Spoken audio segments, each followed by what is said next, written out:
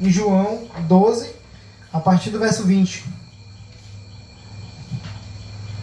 João capítulo 12, a partir do versículo 20.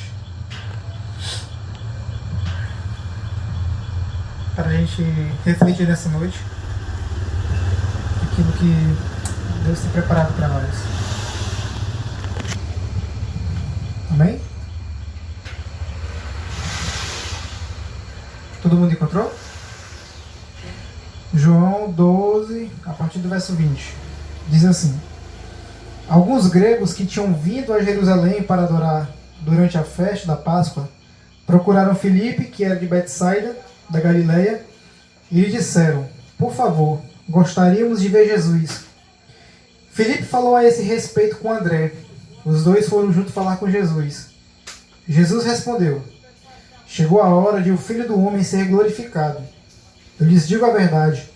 Se o grão de trigo não morrer, se o grão de trigo não for plantado na terra e não morrer, ficará só. Sua morte, porém, produzirá muitos novos grãos. Quem ama a sua vida neste mundo, a perderá. Quem odeia a sua vida neste mundo, a conservará por toda a eternidade. Se alguém quer ser meu discípulo, siga-me, pois meus servos devem estar onde eu estou, e o Pai honrará quem me servir. Agora a minha alma está angustiada. Acaso devorar, Pai, salva-me desta hora? Mas foi exatamente por esse motivo que eu vim. Pai, glorifica teu nome. Então falou uma voz do céu: Eu já glorifiquei seu nome, já glorifiquei meu nome, e o farei novamente em breve. Quando a multidão ouviu a voz, alguns pensaram que era trovão, enquanto outros afirmavam que um anjo havia falado com ele. Então Jesus lhes disse: A voz foi por causa de vocês, e não por minha causa. Chegou a hora de julgar o mundo. Agora, o governante deste mundo será expulso. E quando eu for levantado da terra, atrairei todos a mim. Ele disse isso para indicar como morreria. A multidão disse: Entendemos pelas Escrituras que o Cristo viveria para sempre. Como pode dizer que o Filho do Homem morrerá? Afinal, quem é o Filho do Homem? Jesus respondeu: Minha luz brilhará para vocês só mais um pouco. Andem na luz enquanto podem, para que a escuridão não os pegue de surpresa. Quem anda na escuridão não consegue ver aonde vai. Creiam na luz enquanto ainda há tempo. Desse modo vocês se tornarão filhos da luz. Depois de dizer essas coisas, Jesus foi embora e se ocultou deles.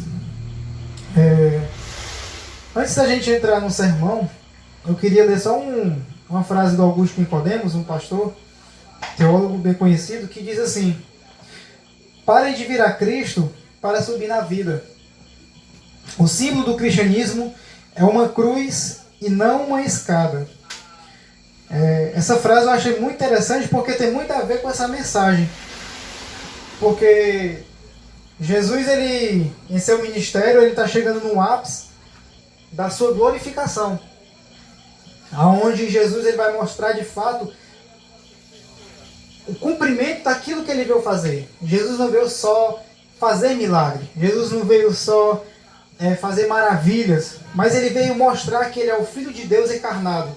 Que ele é o próprio Deus, esse Deus eterno ao qual a gente cantou, que encarnou e veio a esse mundo limitado para mostrar que ele é a salvação, que ele é a luz para aqueles que andam nas trevas, para aqueles que tropeçam, para aqueles que estão perdidos em seus pecados. Mas Jesus ele começa a apontar para algo aqui muito interessante, que é a cruz. Até então a gente ainda não enfatizou tanto sobre a cruz. A gente viu os milagres, a gente viu os sinais, mas chega num ponto aqui que Jesus ele vai mostrar algo do cristianismo que é central, que é a cruz. A cruz, que é algo símbolo do cristianismo, é algo que hoje a gente tem um cordãozinho da cruz, a gente faz uma tatuagem de uma cruz, mas às vezes a gente não entende o significado da cruz. A cruz hoje parece algo massa para os cristãos. Todo mundo quer ter uma cruz tatuada, de botar João 3,16. Todo mundo quer, quer pegar esse enfeite, colocar num pingente, isso é massa. É legal, é bacana, é bonitinho. Mas a cruz não é para ser bonitinho. A cruz é algo que vem nos confrontar. A cruz é algo que vem para mostrar para aqueles que querem ser discípulos de Jesus que se você quer viver, você tem que morrer. Aí Jesus ele começa agora a falar de algo no cristianismo que é totalmente contraditório e oposto talvez daquilo que a gente ouviu até agora. Porque ele fala, ó, se você crê em mim, você terá a vida eterna. Eu sou o caminho, na verdade não chegou nisso ainda, né? Mas ele fala que aquele que comer desse pão jamais morrerá, aquele que beber dessa água jamais terá sede. E ele fala, ó, creiam em mim, pois em mim vocês tenham a vida eterna, em mim vocês alcançam a vida eterna. Só que ele entra agora num ponto que, como diz a música do Juliano Som, para que outros possam viver, vale a pena morrer. É aquilo que está lá na entrada da local de Fortaleza. Bem-vindo à morte. E esse é o cristianismo de fato. O cristianismo não é oba-oba. O cristianismo não é só frequentar uma igreja. O cristianismo, ou como Jesus fala, se alguém quer ser meu discípulo, ele tem que negar a si mesmo. Tem que renunciar à sua própria vontade. Tem que entender que você não vive mais para si mesmo. Essa vida você entregou para alguém. Essa vida não pertence a você mesmo. Se você quer viver uma vida eterna, se você quer gozar dessa vida eterna, primeiramente tem que morrer. E esse é o chamado de Deus para nós. A morte. Bem-vindo à morte. Se você quer de fato viver uma vida para Cristo, morra. Morra para as suas vontades, para os seus pecados. E Cristo aqui está apontando algo. Chegou a hora do Filho do Homem ser glorificado. Chegou a hora. E ele passa para os discípulos, para aqueles que querem seguir. Se alguém quer ser meu discípulo, ele fala. Se alguém quer ser meu discípulo, siga-me. Ele dá essa opção. Se você quer ser meu discípulo de fato, quer ser meu discípulo, e quer ser discípulo de Cristo, é imitar a Cristo. É ser parecido com Ele, é deixar com que você morra para que o caráter dele possa começar a viver em você. É como ele fala, o grão ele tem que morrer primeiro, para ele produzir uma nova vida, para ele poder gerar o fruto. Então se a gente quer realmente viver como discípulo, temos que morrer. Temos que ir para a cruz. A cruz não é só um símbolo bonitinho, bacana, legal que a gente posta, coloca João 3,16. Não, a cruz é um símbolo de morte. De que nós temos que entender que não sou eu mais quem vive, mas Cristo vive em mim. E aquilo que Paulo diz, já estou crucificado com Cristo. Olha só o que Paulo diz, ele entendeu a mensagem da cruz. Ô Charles, tá aí. E é isso que ele quer nos apresentar, é isso que ele quer mostrar para o seu discípulo. Porque Jesus ele está a caminho da cruz, ele está indo para a cruz, ele está indo para a morte. Ele está indo para cumprir o propósito que Deus estabeleceu já desde a eternidade para ele, para a redenção humana. Que era o quê? De ele morrer pelos pecados do povo, de ele morrer pelos pecados daqueles que creem. De ele morrer, ele tinha que morrer. Jesus veio para cumprir esse propósito. A sua caminhada aqui na terra apontava para isso. Para a cruz. Jesus chega em Jerusalém. E ele chega em Jerusalém e ali logo ele é logo recebido na entrada triunfal como rei, como a gente viu. A finalidade de todas as coisas, como a gente aprendeu no culto atrasado, no culto passado, é que a finalidade de tudo ao qual foi criado aponta para ele mesmo, para o próprio Deus. E aí Jesus ele tem aquela entrada triunfal onde ele entra no jumentinho, uma profecia que Zacarias profetizou dentro do Antigo Testamento há muitos anos antes. E ele entra, onde as pessoas ali colocam ele como um rei. E agora esse rei está indo para a sua glorificação. Isso é muito louco, porque isso começa a bugar na cabeça das pessoas. O rei. Só que um rei totalmente diferente daquilo que a gente vê na televisão. Um rei totalmente diferente daquilo que a gente vê nas histórias de fadas e tal. E é esse o chamado de Jesus para nós, gente. O chamado de Jesus para nós é sim viver uma vida com Deus, mas para nós vivermos uma vida com Deus, nós precisamos ir para a cruz. Nós precisamos morrer. Precisamos deixar nossas vontades de lado, para que a dele reine. E isso vai muito mais além do que ser um religioso, do que ser um frequentador de igreja, do que nós vimos aos domingos, do que nós vimos para o curso de membro. Isso vai além. Esse é o chamado de Jesus para a morte. Indo para o texto, a gente vê aqui que os gregos, os gregos eles vinham até Jesus. Provavelmente a gente está num ambiente aqui, em um contexto de tensão, onde os religiosos eles querem de certa forma pegar Jesus, matar Jesus, e Jesus ele vai ali de certa forma ele vai saindo daquilo, porque não chegou o momento ainda. De fato, a gente viu nos textos anteriores que o próprio Caifás, o sacerdote, ele profetiza a respeito disso inconscientemente, de que o homem teria que morrer pelo povo, porque era necessário que Jesus morresse pelo povo, do que o povo pagasse o preço. Porque Jesus ele estava começando a ser adorado, a ser, de certa forma, pelas pessoas, ser visto como um rei, como um Messias. Mas só que Jesus entende que não era aquele momento ainda de ele ser glorificado. Jesus sabia que não era aquele momento, e Jesus sabia que ele não era ele não era o Messias a qual o povo estava querendo levantar.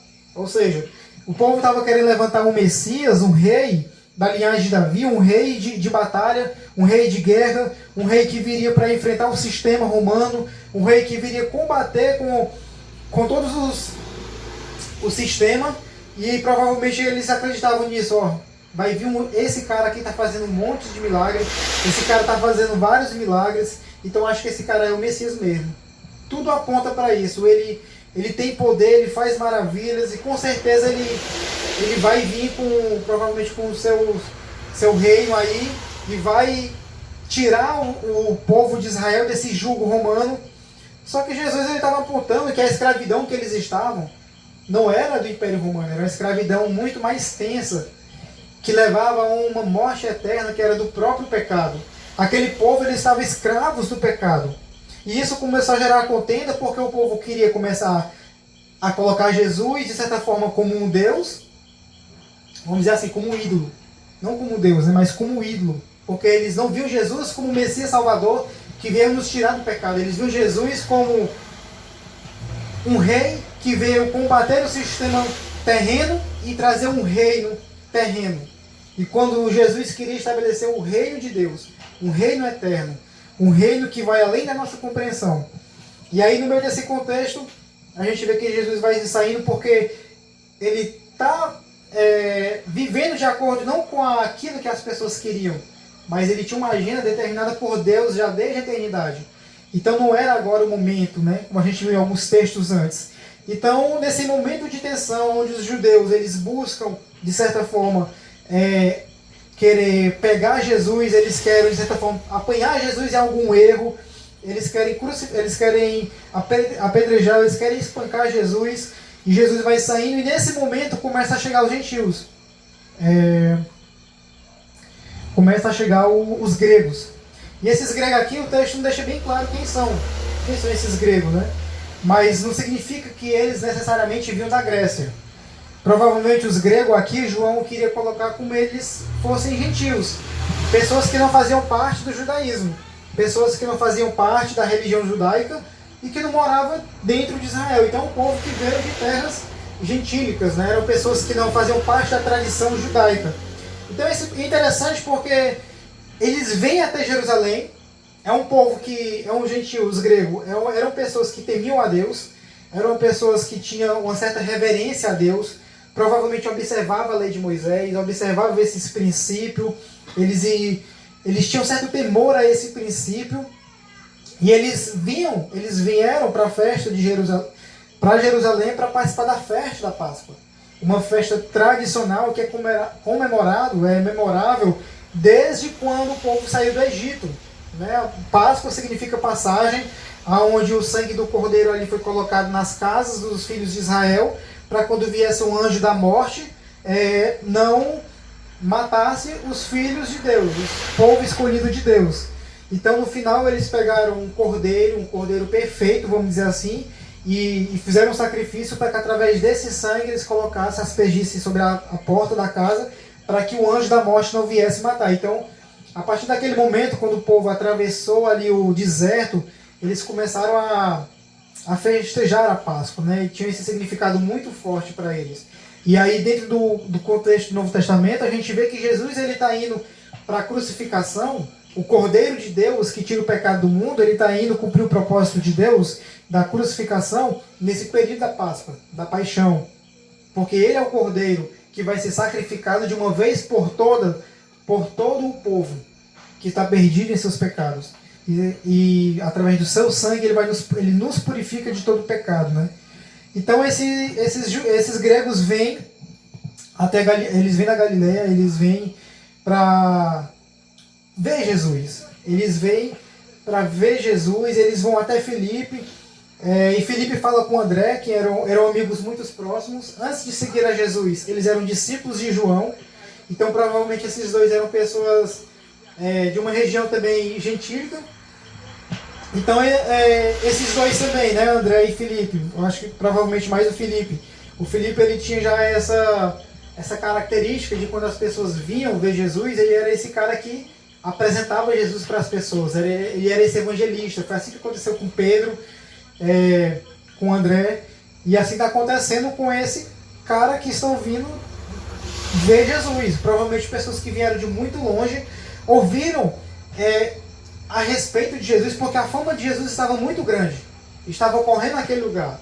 Era um cara que tinha ressuscitado Lázaro depois de 4 dias de morto, algo que não tinha mais jeito, como a gente viu pelo contexto.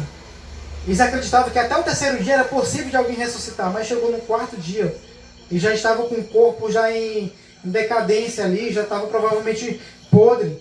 Então eles viram, Jesus fez aquele milagre para mostrar quem ele é, para afirmar a fé daquelas pessoas. Alguns judeus passam a crer em Jesus, outros passam a odiá-lo ainda mais. Ele traz através desse milagre convicções daqueles que já criam em Jesus, que já criam nele. Então eles vêm. Interessante porque a fama de Jesus começa a espalhar e provavelmente eles tiraram a conclusão: ó, esses caras aqui eles tinham esse temor a Deus. E a gente vê totalmente aqui o oposto. Enquanto o povo de Deus o rejeitava, vinha essa galera que não fazia nem parte da fé judaica, que não fazia nem parte do povo. Porque os gentios, para os judeus, eram considerados como pessoas imundas, indignas. Os judeus, eles se ensoberbeceram de uma tal forma que achavam que Deus era exclusivamente deles.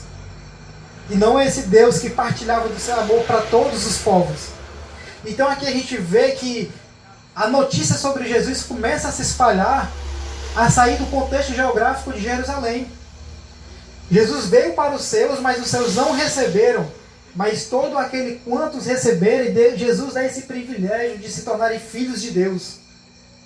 Então enquanto o seu povo rejeitava, enquanto o seu povo não queria de fato ter esse compromisso com ele, não criam na mensagem, não criam nos milagres que apontavam a atividade de Jesus, veio esse povo de muito longe que ouviu falar a respeito de Jesus e viu: esse cara é diferente. Esse cara aqui não é um mestre da lei, não é um fariseu. O que a gente está ouvindo a respeito desse cara, provavelmente ele tem a resposta para a nossa alma. Talvez aquilo que a gente tanto buscou, ele seja a resposta. Porque ele é o próprio Deus. Talvez a nossa alma, eles talvez poderiam pensar: a gente buscou resposta em todos os lugares, a gente teme a Deus, a gente busca resposta na lei judaica, a gente tem essa reverência, mas esse cara ali, ele é mestre, ele é Senhor, ele faz milagre, ele afirma que ele e o Pai são um. Há algo diferente naquele cara. E é interessante porque dentro do contexto, quando falo que eles foram ver Jesus, esse verbo ver, dentro do contexto aqui, tem um significado de ter encontro com. Ou seja, eles vieram ver Jesus, não só ver, eles vieram ter um encontro com Jesus. Eles ouviram a respeito de Jesus. A notícia de Jesus começou a se espalhar, desse Jesus que traz dignidade, desse Jesus que restaura a vida do pecador, desse Jesus que restaura a família, desse Jesus que nos mostra algo, uma graça, um amor que apresenta um Deus que nos ama incondicionalmente, que perdoa pecados, que dá uma nova chance de vida, como ele fez para aquela mulher que foi apanhada de adultério, que merecia, pela lei, pelo legalismo, ela merecia ser apedrejada, mas Jesus, com sua graça, trouxe dignidade. Ele não apontou, mas ele mostrou: vai e não peques mais. É preciso mudar. Mas ele não apontou. Ele graciosamente amou aquela mulher e mostrou uma nova perspectiva de vida. Ele trouxe dignidade, ele trouxe valorização para ela. Ele olhou para aquela mulher como um ser humano, uma pecadora que merece ser alcançada pela graça e foi alcançada. Ele olhou para aquela mulher samaritana que teve 5 maridos e o último ao qual ela se relacionava nem era o seu próprio marido. Uma mulher que ia buscar água meio-dia porque era um horário que não tinha ninguém para ver ela. Imagine o quanto ela talvez era taxada no meio da rua, ou excluída, ou abandonada. E ela tem um encontro com um homem de verdade, que é Jesus. Um homem que a ama, um homem que não aproveita da fragilidade dela e traz dignidade para ela e se apresenta para ela como Messias. E ela tem esse encontro com Jesus. Então essa fama de Jesus começa a se espalhar. E eles vieram ver Jesus, eles não vieram só ver para admirar. Porque Isaías 53 vai dizer que Jesus não era esse cara bonitinho que a gente vê no cinema aí, nos filmes da Sessão da Tarde. Do olho azul, não. Ele era um cara sem aparência. Como a gente vê na mídia. Ele era um homem de dor. Ele era um cara, sabe? E eles vieram ter esse encontro com Jesus. Um encontro que mudaria a perspectiva de vida deles, que mudaria o rumo de vida. E a gente vê a graça de Deus se espalhando para as nações. Porque esses gentios eram pessoas de outra região. Então a gente vê que o Evangelho de Deus ele passa a se expandir geograficamente. O Evangelho de Jesus. E eles querem ter esse encontro com Jesus. Só que aí dentro desse contexto, dentro desse ambiente, quando os discípulos vão até Jesus para falar a respeito dessas pessoas, desses gregos que vão até ele, provavelmente eles devem ter levado os gregos até Jesus para conhecer. E aí Felipe falou, eles foram junto até Jesus para falar a respeito desse cara, a respeito desses gregos.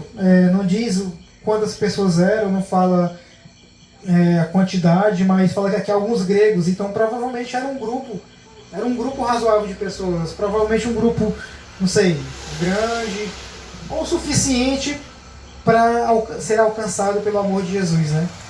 Então a gente vê que interessante porque em Romanos, do 9 ao 11, Romanos capítulo 9 e 11, Paulo ele vai falar sobre a respeito dessa salvação para os gentios, e dentro do 9 ao 11 ele vai mostrar que o povo de Israel rejeitou o Messias. O povo de Israel excluiu, rejeitou, não quis compromisso com o Messias. Então, os gentios eles foram alcançados. A comunidade gentílica faz parte da aliança. Ou seja, nós fazemos parte. Nós que fomos alcançados pelo Evangelho da Graça, que fomos alcançados por Jesus, nós fazemos parte dessa comunidade de fé. Porque nós éramos gentios, nós não somos judeus. Nós não fazemos parte da cultura de Israel, da religião judaica. Mas o Evangelho chegou até nós. Hoje nós fomos alcançados pelo Evangelho. E aí Jesus, quando vai responder a Filipe e André, e provavelmente aos gregos, ele começa a falar de algo muito interessante que a gente comentou na introdução. Ele simplesmente fala, chegou a hora de o Filho do Homem ser glorificado. Ou seja, o tempo apontado para a morte, ressurreição e exaltação de Jesus estava prestes a acontecer. Chegou a hora, chegou o momento, né? Já estavam na festa da Páscoa, então chegou o momento desse Cordeiro de Deus que tira o pecado do mundo e ir para a expiação. Chegou o momento, a hora havia chegado, o ponto culminante do seu ministério chegou. O ápice do ministério de Jesus aqui chegou de fato. Não o propósito de Deus, o propósito de Jesus. E como eu falei, Jesus ele entrou em Jerusalém, logo em seguida, como a gente viu no culto passado, ele foi aclamado como rei, naquela entrada triunfal. E aí agora a gente começa a refletir um pouco dentro da cabeça daqueles discípulos. Porque os discípulos, eles criam Jesus sim como Messias, mas provavelmente por conta da cultura judaica, por conta da cultura ali, eles tinham aquela mentalidade ainda de que Jesus era o Messias que via da linhagem de Davi, mas que talvez trairia esse reino de Davi. Talvez quando ele fala chegou a hora, talvez eles pensavam que chegou a hora, Jesus vai trazer a tropa, Jesus vai trazer o bonde aqui para bater de frente com o sistema. Vai chamar a legião de anjos, como aconteceu lá no Getsemane, quando Pedro cortou a orelha do soldado. Ele falou, se bem o que eu quisesse, eu poderia chamar uma legião de anjos aqui, mas não é o propósito, não é esse. E talvez a mentalidade deles, chegou a hora do Filho do Homem ser glorificado, ou seja, talvez chegou a hora da glorificação do Mestre, do Rei, chegou a hora de ele mostrar seu poder, naquela mentalidade terrena, chegou a hora de ele mostrar a sua riqueza, chegou a hora de ele mostrar de fato quem ele é. Então ele tinha aquela mentalidade que quando chegou a hora da glorificação, provavelmente os discípulos ali, eles estavam naquela expectativa. É agora que o bicho vai pegar. É agora que ele vai mostrar que ele é de fato o rei de Israel, de que ele é o Messias prometido, de que vai trazer a tropa, que ele vai trazer uma galera para bater de frente. Ele vai mostrar de fato que ele é o rei, um rei cheio de majestade, de riqueza, de poder, de glória, porque é isso que os reis têm. É isso que se espera de um rei. Quando a gente vê filme, série, a gente vê que os reis são essas pessoas poderosas. São as pessoas que mandam, que desmandam. São pessoas que mandam bater de frente na guerra. Os reis têm esse poder. São pessoas que estão no palácio, usufruindo da riqueza que tem, dos reinos conquistados. Então essa mentalidade que eles tinham, de um rei terreno, de um rei cheio de riqueza, talvez um rei vai mostrar de fato que ele é poderoso, porque é isso que se espera de um rei. Só que Jesus ele começa a quebrar todas as suas expectativas no versículo seguinte. Porque ele mostra que chegou a hora do Filho do Homem ser glorificado. E que glorificação é essa? Que glorificação é essa de Jesus?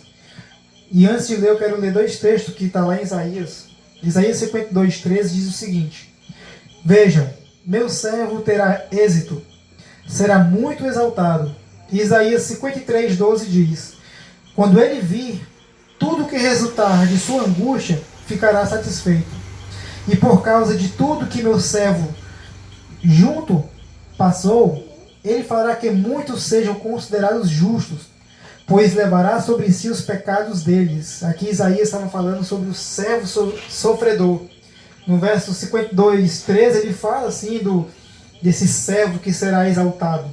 Mas no 53:12 ele fala que ele terá que morrer, de que ele terá que carregar sobre si os pecados deles, ou seja, o pecado do povo. E a glorificação que Jesus aponta aqui não é de sentar lá no palácio e mandar, não. O rei que foi glorificado, ele vai ser agora exaltado. Ele vai ser engrandecido na cruz. É por isso que a cruz, ela é o palco da glorificação de Deus. Ela é o palco da glorificação do Filho de Deus, do Cristo encarnado. Porque é lá na cruz que ele vai ser exposto e todo mundo vai ver o rei. Inclusive colocam lá na madeira, né? O rei dos judeus, né? Então, de fato, ele quebra, ele muda toda a expectativa, toda a mentalidade. Como assim? Se você é rei, como assim? Aí o verso 24 diz, né? Eu lhes digo a verdade, se o grão de trigo não for plantado na terra e não morrer, ficará só. Sua morte, porém, produzirá muitos frutos. A lógica da natureza, né, da agricultura aqui, o grão ele precisa entrar na terra e ser enterrado. Ele precisa se despir de sua condição de semente para então ele começar a produzir fruto. Ou seja, precisa morrer para uma nova vida, para que a nova vida ela passe a germinar. E é isso que Jesus fala aqui no verso 24. Que sua morte, porém, produzirá muitos novos grãos. E essa semente que Jesus está falando aqui para os discípulos e para os gregos, era ele próprio. A glorificação do rei não é no trono. Ou seja, melhor ainda, o trono do rei, de Cristo, é a cruz. É lá que ele vai ser glorificado. É lá que o Filho do Homem vai ser exaltado.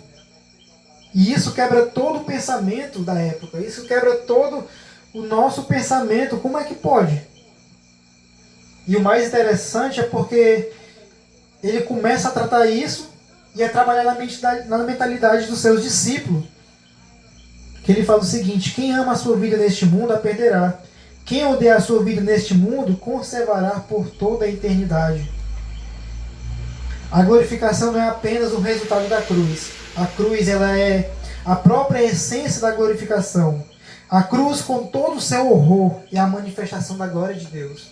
Ou seja, toda a vergonha que Jesus teria que passar, todo o sofrimento que ele vai ter que passar, tudo isso que ele vai começar a passar, quando ele vai ser entregue ali na mão dos religiosos, do sistema, para ser crucificado. Então, quando a gente vai ler a narrativa, ou para quem já assistiu o filme Paixão de Cristo, quando a gente vê toda essa humilhação, todo o espancamento, todo o sofrimento, até Jesus ser de forma humilhante crucificado, tudo isso era a glorificação de Deus. Tudo isso tinha um propósito, tudo isso já estava, de certa forma, marcado por Deus. E a cruz é um lugar que Deus nos chama. E ele fala, né, que como seguidor, como discípulos, e Jesus está falando isso para os discípulos, o que atrai, Jesus ele começa a mostrar aqui o que vai atrair, o que atrai de fato nós hoje, é a cruz. É a cruz que tem que nos atrair a Cristo. É a cruz. Nós como os discípulos, nós como cristãos, nós como filhos de Deus, nós como os crentes que falamos, nós precisamos entender que o que nos atrai a Cristo não é aquilo que as pessoas falam que diz que ele prometeu alguma coisa, mas é a cruz. É por isso que eu li aquela frase de Augusto Nicodemos, de que pare de vir a Cristo para subir na vida. O símbolo do cristianismo é uma cruz e não uma escada.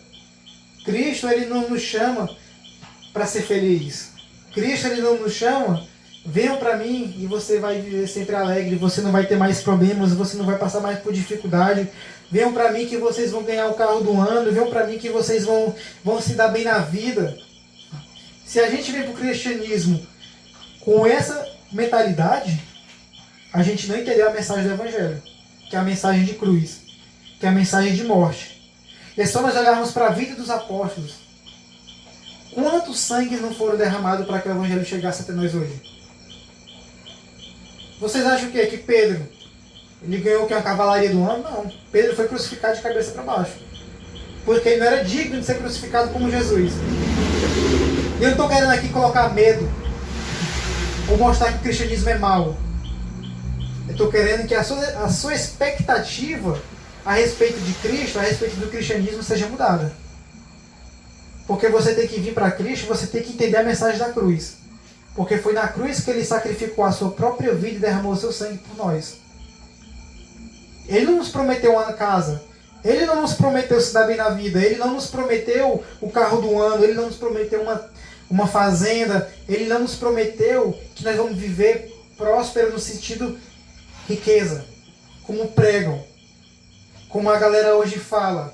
A galera fala para você vir para Cristo para se dar bem na vida, mas eles não mostram que o cristianismo é cruz. É morte. Deus ele não nos promete isso. Se a gente quiser entender melhor, é só ir para a Bíblia. A gente vai ver que ele não nos promete isso. Não é essa a promessa. A promessa que ele nos deixou bem clara que vai se cumprir é que ele vai voltar um dia. Ele fala, ser fiel até o fim te daria a coroa da vida. Ou seja, persevere. Permaneça fiel naquilo que eu ensinei. Continue perseverando. Não vai ser fácil, mas continue perseverando. E é isso que ele nos apresenta. A cruz. Tomar a cruz e segui-lo. É isso que ele passa a apresentar para os seus discípulos. Jesus ele traz uma aplicação ao discípulo relacionada à sua morte, com a vida do discipulado. Ele aponta para a morte, ele aponta para a cruz, ele mostra que ele precisa morrer para ressuscitar e que aquela morte dele vai trazer vida. Mas ele começa a apontar isso para os seus discípulos. Jesus convida seus discípulos para olhar para a vida neste mundo e escolher uma vida muito melhor do que a que esse mundo tem para oferecer. Por isso que ele fala: quem ama a sua vida neste mundo, a perderá. Quem odeia a sua vida neste mundo, a conservará por toda a eternidade. E quando ele fala de odiar, gente, não é no sentido de que a gente tem que odiar a nossa vida de fato. Aí eu odeio a vida que eu tenho. Sabe, você vive uma vida rancorosa, odiando, insatisfeito com a vida que tem. Não é isso. Mas quando ele fala de odiar, odiar a vida neste mundo, ele está trazendo aquela questão que Lucas apresenta, de morrer para o nosso eu, de morrer para as nossas vontades, de reconhecermos que nós precisamos ir para a cruz todos os dias. Aquele que quer de fato seguir a Jesus precisa ir para a cruz. E a negação do eu. É para isso que eles nos chamam, para negar o nosso eu. E é interessante porque a vida eterna só pode ser vivida e gozada de uma forma plena quando a morte acontece. Quando nós morremos para nós mesmos. No reino, quem ama a sua vida, ele perde. E aquele que ganha, perseverará, né? A morte é a condição necessária para a geração de vida. E é por isso que eu falei que Cristo nos chama para a morte. Esse é o chamado de Cristo. Provavelmente isso talvez não vai soar muito bem para você. Mas essa é a realidade que Cristo nos chama e é que Ele faz para os seus discípulos. E é por isso que Ele fala aqui no verso seguinte que se alguém quer ser meu discípulo, ou em outras versões Ele fala: se alguém quer me seguir, você está disposto a seguir Jesus? Você está realmente disposto a ser discípulo? Se, ele bota esse se ainda, se, ele te dá uma opção. Se você quer ou se você não quer. Se você quer ser meu discípulo, se você entendeu o Evangelho, siga-me. É simples, é siga-me. Siga-me. Aí nos outros textos, e Lucas vai complementar: se alguém quer seguir após mim, negue-se a si mesmo. Tome a sua cruz diariamente. Tomar a cruz diariamente é nós olharmos para a nossa condição e dizer: eu preciso morrer para mim mesmo para que Cristo possa reinar na minha vida. E nós cantamos hoje: reina em mim com o teu poder. E que de fato essa canção possa ser real em nossas vidas, que Cristo possa reinar em nós. Só que para Ele reinar em nós, precisamos ir para a cruz. Precisamos morrer. Cristo, ele chama os discípulos para caminhar com Ele. E o caminho de Cristo nesse momento é para a cruz. E o caminho que Cristo oferece para os discípulos é: se alguém quer me seguir, negue-se a si mesmo. Tome a sua cruz diariamente. Negue as suas vontades, tome a sua cruz. Mesmo... E a gente vê que esse é o ápice do Evangelho. Esse é o ápice aqui do ministério de Jesus. E Jesus passa a trabalhar isso com seus discípulos. E ele fala que: pois meus servos devem estar onde eu estou, e o Pai honrará quem me servir. E aí nós olhamos para a vida dos apóstolos depois da crucificação de Jesus, quando começa ali o ministério, a igreja começa em Atos. Estevão, ele entendeu essa mensagem. Estevão, ele começa a anunciar o Evangelho, ele é morto ali, apedrejado por aquelas pessoas, porque ele começou a apontar Jesus como um rei, como um salvador, pregando o Antigo Testamento, e as pessoas achavam que ele estava ficando louco, que ele estava cometendo absurdo. E aí ele morre. Literalmente. O resultado de seguir a Cristo, como eu falei, talvez é aquilo que você não espera. Eu não sei por qual motivo você segue a Jesus. Eu não sei se você está disposto de fato a seguir a Jesus. Eu não sei se eu estou preparado para isso. Mas diariamente estou lutando para que isso possa ser uma verdade, uma realidade da minha vida, de eu seguir a Jesus. Porque eu também erro, eu também falho, eu também tenho desejos, eu também sou inclinado para as minhas vontades e desejos do meu coração. E é por isso que eu preciso morrer. E é preciso que quando essa vontade quer reinar, eu preciso ir para a cruz. Entregar, deixar na cruz. Como diz a canção, né? Vou deixar na cruz tudo que passou, tudo que ficou para trás. O desejo de Jesus não é escapar da cruz, do sofrimento, mas de glorificar o Pai e fazer a sua vontade. O fato de Jesus ir para a cruz era a vontade do Pai. Era o propósito de Deus. Fazia parte daquilo que Jesus, que Deus já tinha estabelecido. E Jesus ele começa a falar aqui que agora minha alma está angustiada. Acaso devo orar, Pai, salva-me desta hora? Mas foi exatamente para esse motivo que eu vim. E a gente vê uma oração de Jesus, linda, a oração sacerdotal, aonde Jesus está ali recebendo a ira de Deus pelos pecados da humanidade. E ele começa a orar e ele, Pai, passa de mim esse cálice. Ele começa a fazer aquela oração naquele momento aonde Jesus provavelmente está se sentindo abandonado, se sentindo sozinho. Em seguida, os discípulos Pedro vai negá-lo. Então Jesus está num momento de dor, de sofrimento, por amor a uma humanidade depravada, por amor a uma humanidade que o rejeita todos os dias, mas ele estava lá porque ele amou. Era a graça de Deus. O sofrimento fazia parte do propósito de Deus. Era através do sofrimento que ele iria glorificar a Deus. Mas ele faz essa oração. E é interessante porque tem muita ligação com essa aqui, que ele fala: agora minha alma está angustiada. Jesus estava num momento de angústia. E você reflete o que é ser angustiado, o que é viver uma vida angustiada, o que é sentir angústia por algo. E ele fala: caso devo orar, Pai, salve-me dessa hora. Mas ele entendia que foi exatamente para esse motivo que ele veio. Pai, que passa de mim esse cálice. Isso é tão interessante porque a gente tem muito que aprender com a oração de Jesus. Jesus, diante do sofrimento, ele orou: Pai, me tira desse sofrimento, me livra disso, me guarde, me proteja. Sabe, ele pede a graça de Deus em meio ao sofrimento, em meio à dor, pelos nossos pecados. E ele diz: Pai, glorifica teu nome. Então uma voz do céu fala, né? Eu já glorifiquei meu nome e farei novamente em breve. Quando a multidão ouviu a voz, alguns pensaram que era um trovão, enquanto outros afirmavam que um anjo havia falado. Então Jesus lhes disse: a voz foi por causa de vocês, e não por minha causa. Chegou a hora de julgar este mundo. Ele começa aqui a trabalhar que aqueles que não creem, eles vão ter um julgamento.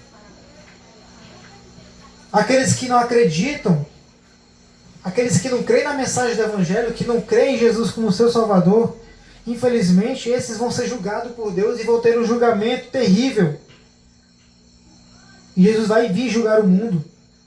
E depois ele fala que agora o governante deste mundo será expulso. Ou seja, Satanás não tem poder algum sobre a missão de Jesus. Ele é um derrotado. A gente vê que há dois grupos aqui, né, de pessoas, e Jesus ele começa a testemunhar daquilo. Isso foi o Pai que falou comigo. Jesus testemunhando do Pai para aquelas pessoas. Então Jesus ele começa aqui a trazer algumas implicações da sua glorificação, de sua morte. A primeira do julgamento, de que a cruz ela estava julgando o mundo. Pois pode não haver mais esperança para aqueles que rejeitam a Cristo. E de fato vai chegar um tempo que talvez não vai ter mais esperança. A esperança é hoje, é o agora. Cristo nos chama. Cristo nos chama para Ele. Ele nos atrai com o seu amor, com a cruz. Ele nos atrai para vivermos uma vida com Ele. Porque quando ele vier pela segunda vez, ele vai vir para julgar o mundo. Ele vai vir para julgar aqueles que não creram, que não receberam, mas que fizeram como os judeus, que rejeitaram a mensagem. E depois ele mostra, né, que o príncipe deste mundo será expulso. Ou seja, Satanás provavelmente, equivocadamente, pensava que a cruz seria o seu triunfo sobre a vida de Jesus. Talvez a mentalidade deles é: agora Jesus vai ver, vai para a cruz, vai morrer, já era. Mas foi na cruz que Jesus o derrotou. Foi na cruz aonde Jesus pisou na cabeça da serpente. Foi na cruz que Jesus ele venceu o diabo, venceu a morte e ressuscitou. Foi na cruz aonde Jesus triunfou sobre todas as coisas. Jesus derrotou e começa ali a estabelecer a partir da cruz o seu reino, aonde Satanás não tem mais domínio algum sobre nossas vidas. Aonde o evangelho começa a partir daqui a ser propagado, proclamado para as nações. Isso é muito interessante porque há uma citação de um teólogo que eu anotei aqui que diz o seguinte: o fato de atrair todos os homens a Cristo, a expulsão do diabo, ele perde seu poder sobre as nações. Um momento antes, os gregos tinham pedido para ver Jesus. Esse é precisamente o contexto. Esses gregos representavam as nações eleitas de todas as nações, que viriam a aceitar a Cristo pela fé viva mediante a soberana graça de Deus.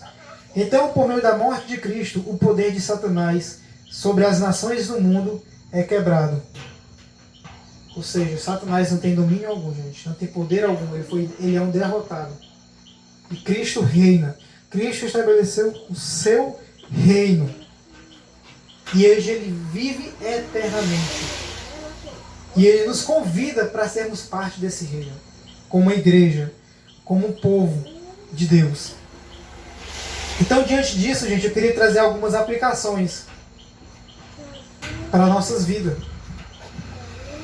A primeira aplicação é que, para viver, é necessário morrer. Se você quer de fato viver uma vida de Cristo, para Cristo, por meio de Cristo, precisa morrer. Precisa morrer para suas vontades e desejos. O outro ponto: Cristo nos chama para carregar a cruz. Ele nos chama para esse propósito, para carregar a cruz diariamente, para nós desfalecermos a nossa própria vontade, e que a vontade dele venha reinar sobre nossas vidas. E outra aplicação é que Deus tinha um propósito através do sacrifício de Cristo. E o propósito era de mostrar o seu amor, sua graça. A dor, o sofrimento de Jesus, a crucificação, era manifestação da glória de Deus e da graça de Deus por nós pecadores. Porque quem merecia era nós. Nós é que éramos dignos. Nós somos, praticamente, se a gente for olhar, provavelmente nós estamos muito mais parecido com os judeus do que com os gregos. Os gregos, eles foram ter um encontro com Jesus. Eles reconheceram, enquanto os judeus o rejeitavam. Quem somos nós diante desse fato? Será que nós somos os que creem ou os que rejeitam? E outra aplicação é: Jesus nos chama para segui-lo. Mas para segui-los nós temos que negar o nosso eu, a nossa vontade, os nossos desejos, e deixar com que a vontade do Pai, o desejo do Pai, seja estabelecido sobre nós. Que Cristo viva em nós. Já estou crucificado com Cristo, já não sou mais eu quem vive, mas Cristo vive em mim. Deixe as pessoas ver Cristo na sua vida, mas para isso acontecer, pare de viver para si mesmo e vive para a glória de Deus. A cruz é o palco da glorificação de Deus. Amém?